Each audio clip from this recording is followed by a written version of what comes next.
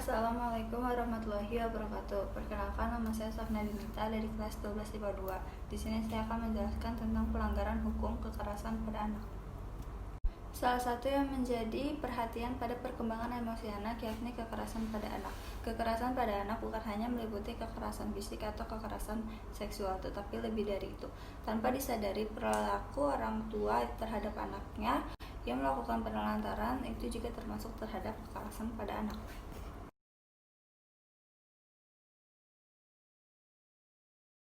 Yang pertama, ada kekerasan emosional. Kekerasan pada anak bukan hanya dalam bentuk fisik, tetapi juga bisa dalam bentuk lainnya. Contohnya, kekerasan yang menyerang pada mental anak. Bentuk kekerasan terhadap anak yang menyerang mental anak juga dapat beragam. Sebagai contoh, kekerasan emosional yakni meremehkan atau mempermalukan anak, berteriak di depan anak, mengancam anak, dan mengatakan bahwa ia tidak baik. Jarang melakukan kontak fisik seperti memeluk, mencium, dan juga termasuk contoh dari kekerasan emosional pada anak. Kedua, ada penelantaran anak. Kewajiban dari orang tua terhadap anaknya adalah memenuhi kebutuhannya, termasuk memberikan kasih sayang, melindungi, dan merawat anak. Jika kedua orang tua tidak bisa memenuhi kebutuhan anak, bisa dianggap orang tua telah menelantarkan anaknya. Tindakan ini juga termasuk dalam kekerasan pada anak. Yang ketiga adalah kekerasan fisik. Salah satu jenis kekerasan yang mungkin paling sering terjadi kepada anak dari orang tua adalah kekerasan fisik. Terkadang orang tua dengan sengaja melakukan kekerasan fisik pada anak dengan maksud untuk mendisiplinkan anak. Yang keempat, ada kekerasan seksual. Ternyata trauma akibat pelecehan seksual tidak hanya dalam bentuk kontak fisik, mengekspos anak pada situasi atau materi yang menghasilkan secara seksual walaupun tidak menyentuh anak, termasuk dalam kekerasan atau pelecehan seksual pada anak. Sebagai contoh, orang tua yang mengejek bentuk pertumbuhan payudara anak tidak sesuai dengan ukuran payudara anak seusianya, terlebih dilakukan di depan orang ini. Faktor penyebab terjadinya kekerasan pada anak terdapat dua hal. Yang pertama, ada faktor biologis. Faktor biologis adalah faktor yang berasal dari anak atau internal. Yang pertama, seperti pengaruh genetik, sistem otak, dan kimia darah.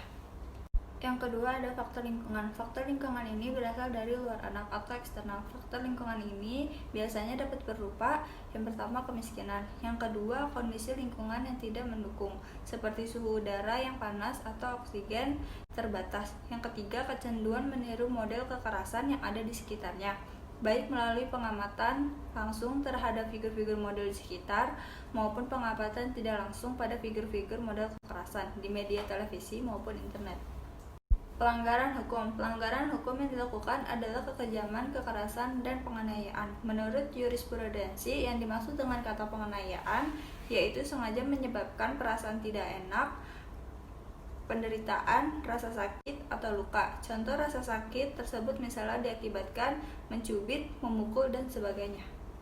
Perundang-undangan terhadap para pelaku diancamkan aturan yang terdapat dalam Undang-Undang Pasal 80 Ayat 1 yang merumuskan setiap orang yang melakukan kekejaman, kekerasan, atau ancaman kekerasan atau penganiayaan terhadap anak dipidana dengan pidana maksimal 3 tahun 6 bulan penjara atau maksimal denda 72 juta.